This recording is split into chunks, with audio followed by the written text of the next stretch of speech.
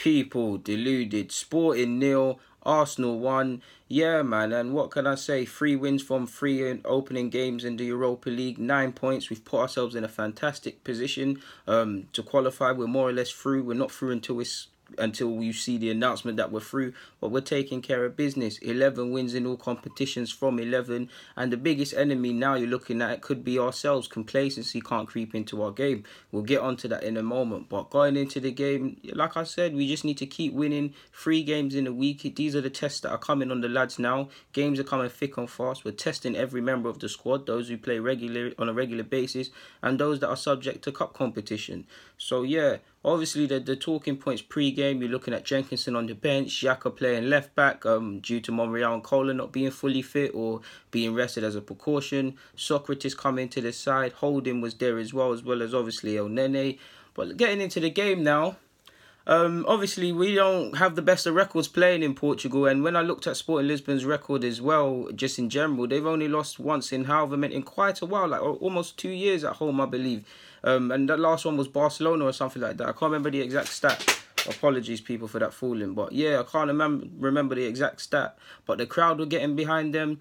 First 8 minutes in particular, because you know me, I like to look at games in stages, people. First 8 minutes, we were really under the cosh. In fact, first 20 minutes, man. I mean, Sporting had all the corners. We couldn't get out of our own box. They had us camped in. The fans were behind them. They were galvanised. Is it Bacuna? The striker, Montero's movement was good, but Bacuna in particular, I'm so sure he nutmegged someone. He was working the channels well. He was being a nuisance. And Sporting were having corner after corner. And if you're honest, they should have had a bit more quality. They were lacking the quality on the set pieces to really take advantage.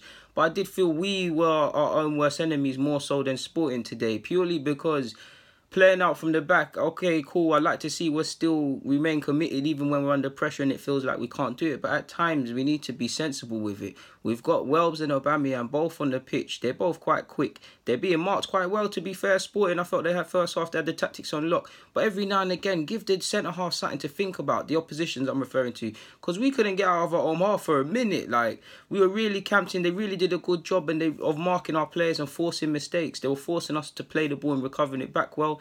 But like I was trying to say, I also felt we kind of self-inflicted these errors by overplaying, by playing when we don't need to. They felt an air of complacency in the first half, man. Not to dig anyone out, but needless giving the ball away from goal kicks from Guendouzi, from Ramsey at a point, Mkhitaryan, Xhaka definitely, Socrates, I'm so sure I have more written down. Holding as well, even though I think Holding had a decent game. Not to dig anyone else out, there's just complacency in our game. I did feel we were behaving like we were feeling ourselves a bit. And granted, we've been on a winning streak, but we were kind of behaving like we're 3-0 up. And definitely in the first 10 minutes, 8 minutes, a bigger team or the top 6 if we play them, they slice us open and the game's done and we're having to chase it. So yeah.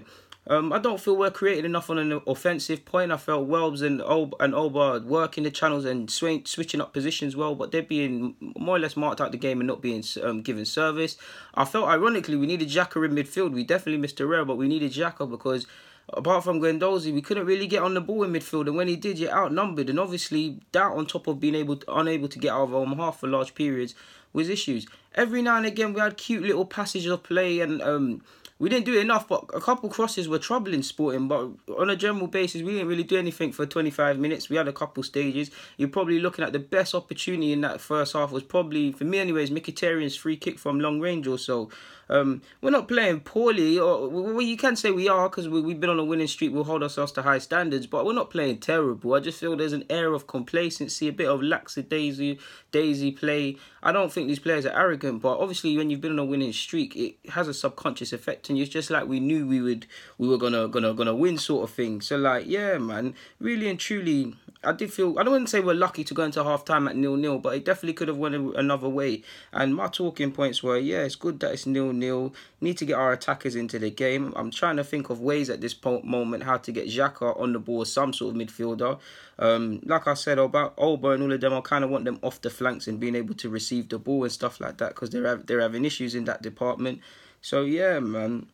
not the most extravagant of games. It's the games that really test your love for football. And obviously, second half, we're quite the second half team. We turned up ready for the second half. 48 minutes in, Aubameyang had two good chances. Good play from, I believe, Mkhitaryan and Guendouzi I've got there.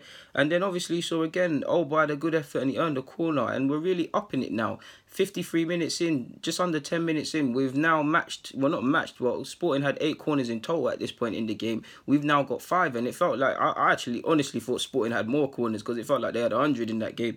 But yeah, 60 minutes in, you could see Sporting are starting to get tired. They're not pressing us as much, they're not surrounding the ref as much, they're not being aggressive as much, and I felt their fans noticed that. And you could feel a goal coming whether we fully deserved it or not. Wales had an effort disallowed before, and it was good play from, again, Torreira started it. Mkhitaryan, I believe, played the ball to Aubameyang. Cute little flick. Bit of luck with Cortez, the former Liverpool defender, schoolboy error.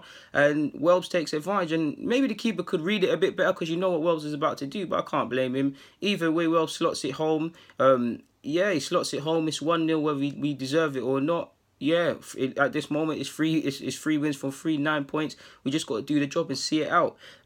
Probably could have scored a bit more with the efforts we had, but on a general basis, I'd say out of 100%, it felt like we were playing at 60, 70%. It didn't feel like, it just felt an air of complacency in the game. It's a nice win. We took care of business. Like I said, I don't feel we played terrible, but the same logic, we need to kind of forget that we're on this winning streak now and just deal with business and go back to basics, because a lot of players were doing overcomplicating, especially from playing out from the back, not really looking, just uncharacteristic errors that we shouldn't be doing. But yeah, man, I can't complain. We look forward to Crystal Palace away and hopefully we deal with business. After that, we've got Liverpool. But for now, I'm out, guys. People, deluded. It's been a pleasure. Get in the comments, subscribe, and do the rest, man. Come on, Gunners.